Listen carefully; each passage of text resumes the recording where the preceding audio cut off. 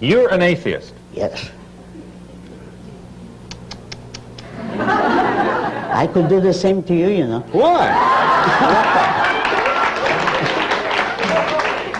Since you're the host, I won't say it, but in other circumstances, I would say I don't approve of religion.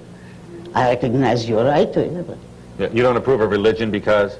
because it's mystical, because it's based on faith, not on reason and facts. So for you, but not for others, okay, what do you care? Somebody wants to worship a Christmas tree or a telephone pole, that's their business. I wouldn't stop them legally. I said I grant them the right to believe anything they want, but I don't have to approve. And the question was, I would say, you know, at them, Yeah. but I would never pass any laws to stop them. Yeah.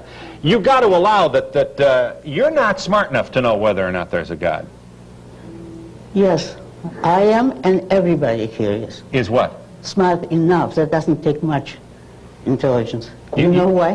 Why? Because you're not called upon, I cannot be called upon to know a negative or to prove a negative. If there is a God and you prove it, that's fine. But you can't tell me you can't know that there isn't. I would say, yes, I know that there isn't because I've been given no evidence. Why can't we have you say, Mr. Donahue, I can't prove there's a God, so I just have to take a pass on that one. No comment. I don't know. Why don't you say I don't know rather than I'm sure there isn't? Because you can't accept, even as a hypothesis, something for which there is no evidence. You've got to be impressed with the universe. When you see order in the universe, this wasn't an accident, Miss Rand. Oh, now you've got to give me a few minutes. What do you think would happen in a disorderly universe? In a as you would disorderly call universe? it? What's the concept of order? What does it have to do with the things which exist? If they clashed with each other, if there were contradictions, they wouldn't exist. There is no such thing as a disorderly universe. Our whole concept of order comes from observing reality. And reality has to be orderly because it's the standard of what exists. Right. So, The contradictions cannot exist. okay. Well, how in the world did we get all this order? Aren't you impressed with that? No, because the order is only in good cases in the minds of your scientists who are able to understand some part of it. Yeah. But there isn't an artificial order in the universe, and it's not chance. What would be the alternative? Nature. That the universe, and remember, the universe is everything that exists, has always been here. Because you cannot discuss or know anything about what was here before anything existed. A zero The question's doesn't absurd. exist. The question is absurd. That's What was right. here before there was something here? Exactly. If there was something here before there was something here, then there was Right. something there already. Exactly. And then we have to ask what was there first. That's right. All right. So all I'm wait a asking, moment. Miss Rand, is... Excuse me. One thing, but that's what you're doing with the idea of God, speaking philosophically. True. You say you need someone to explain the order, but what will you then have to explain God? You have to take what exists as a fact, and you start with what exists, and you see how much you can learn about it. I still have a lot of problems with... I think atheists are as arrogant as many of the so-called Christians or religionists that you decry. I'm saying... Arrogant in what way? In that you are here with your certainty saying there is no God, and anybody who believes there is almost a suggestion that you're foolish if you believe that there is. And I think that's a No. little arrogant and condescending if you... No, I don't call it foolish. I would have, if you want me to tell the truth, I think it's a bad sign psychologically. It is a sign of a psychological weakness, of a man who is afraid to stand on his own mind and his own responsibility. Because you see, the absence of proof has gone on for centuries.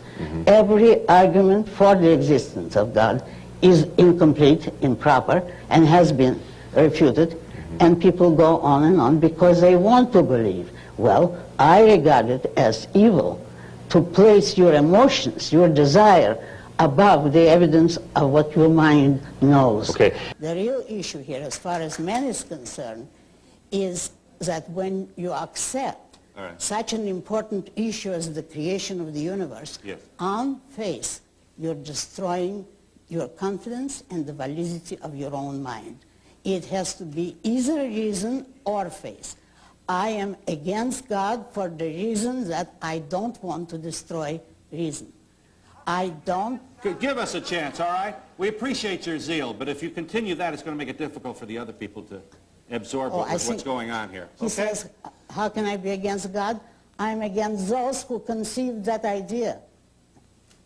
Tell us why. Tell us why. Because then it gives man permission to function irrationally, to accept something above and outside the power of their reason and superior to reason. And religion or the God concept or faith or worship has people thinking of life as a vale of tears through which you That's will right. probably not get without falling. You are essentially an evil person who is bent toward...